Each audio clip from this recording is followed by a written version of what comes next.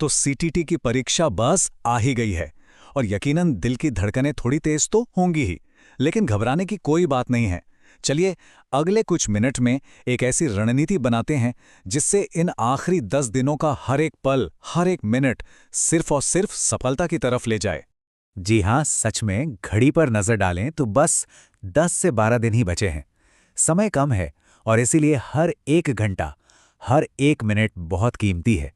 पर यह समय घबराने का नहीं, बल्कि स्मार्ट तरीके से एक मजबूत प्लान के साथ आगे बढ़ने का है। तो सबसे बड़ा सवाल यही है कि इन आखिरी दिनों में ऐसा क्या किया जाए कि तैयारी एकदम पक्की हो जाए। देखिए, इसका कोई एक सीधा साधा जवाब नहीं है। सही रणनीति इस बात पर निर्भर करती है कि आज इस वक्त कोई कहाँ खड़ा है। बिल्कुल, एक ही रणनीति सबके लिए काम नहीं कर सकती, है ना? इसीलिए इस विश्लेषण में तैयारी के 2 अलग-अलग रास्ते बताए गए हैं। चलिए देखते हैं कि इनमें से कौन सा रास्ता किसके लिए है। तो यहाँ 2 तरह के स्टूडेंट्स की बात हो रही है। एक तरफ हैं निरंतर सीखने वाले, जिन्होंने सिलेबस पूरा कर लिया है और अब अपनी तैयारी को और मजबूत बना रहे हैं, उसको धार दे रहे हैं।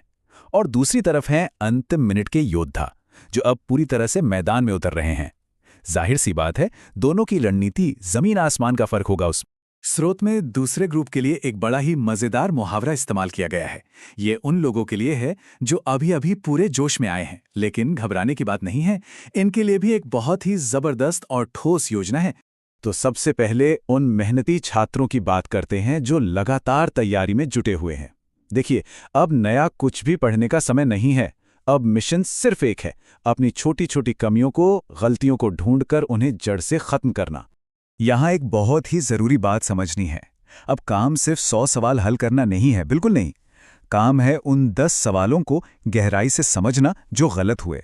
हर गलती एक मौका है ये जानने का कि तैयारी में कहाँ कमी रह गई है, ताकि परीक्षा के दिन वो गलती दोबारा ना हो। तो करना क्या है? जब भी कोई पीवाईक्यू हल करें तो स्कोर को भूल जाइए। सारा ध्यान उन सवालों पर लगाइए जो गलत हुए। अच्छा, वेन हीले का सवाल गलत हो गया तो बस सीधे उसी टॉपिक को दोबारा पढ़िए, और जब तक उस एक गलती की जड़ तक ना पहुंच जाएं, तब तक अगले पेपर पर जाने की कोई जरूरत नहीं है। और ये है एक प्रो टिप जो सबसे कीमती चीज बचाएगी, समय। अगर कोई टॉपिक गलत हो रहा है तो 2 घंटे का वीडियो लेक्चर दोबारा देखने की गलती बिल्कुल मत कीजिएगा। सीधे अपने नोट्स या पीडीएफ पर जाइए, उस कॉन्सेप्ट को 15 मिनट में रिवाइज कीजिए और बस आगे बढ़िए। चलिए, अब बात करते हैं उन स्मार्ट स्टूडेंट्स की जो अभी रेस में शामिल हुए हैं। इनके लिए रणनीति है 80-20 का नियम, यानी उन 20% टॉपिक्स पर ध्यान लगाना जो 80% नंबर दिला सकते हैं। इस चार्ट को दिमाग में एकदम फिट कर लीजिए। आधा पेपर मतलब पूरे 75 नंबर सिर्फ और सिर्फ पेडागोजी से आते हैं। यही है वो गोल्डन टिकट। अगर सिर्फ इस एक हिस्से पर पकड़ बना ली तो पासिंग मार्क्स के बहुत करीब पहुंचा जा सकता है। और पेडागोजी पर फोकस करने का एक और जबरदस्त फायदा है, सवालों में पॉजिटिव और नेगेटिव कीवर्ड्स को पहचानना आ जाता है। इससे सही जवाब चुनना बहुत आसान हो जाता है, भले ही टॉपिक की बहुत गहरी जानकारी न भी हो। सीडीपी में कुछ टॉपिक्स तो ऐसे हैं जिन्हें फिक्स्ड डिपॉजिट कह सकते हैं, मतलब यहां से सवाल आएगा ही आएगा। ये रहे वो टॉपिक्स, कोहलबर्ग, पियाजे, वाइगॉत्स्की।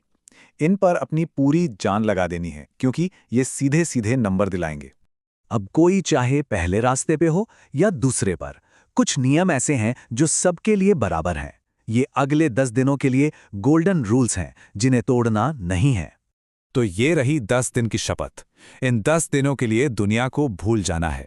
कोई सोशल मीडिया नहीं, कोई दोस्त नहीं, सिर्फ और सिर्फ किताबें और लक्ष्य। नींद उतनी ही लेनी है जितनी जरूरी है, और बाकी हर एक मिनट सिर्फ पढ़ाई को देना है। ये एक तपस्या है। स्रोत का ये शक्तिशाली वाक्यांश याद दिलाता है कि अगर इस रणनीति को पूरी ईमानदारी से फॉलो किया गया तो परीक्षा में निश्चित रूप से तहलका मच जाएगा। बस खुद पर विश्वास रखना है। तो अब फैसला करना है। खुद को पहचानिए, अपना रास्ता चुनिए और आज अभी से उस पर चल पड़िए। मेहनत जरूर रंग लाएगी। शुभकामनाएं।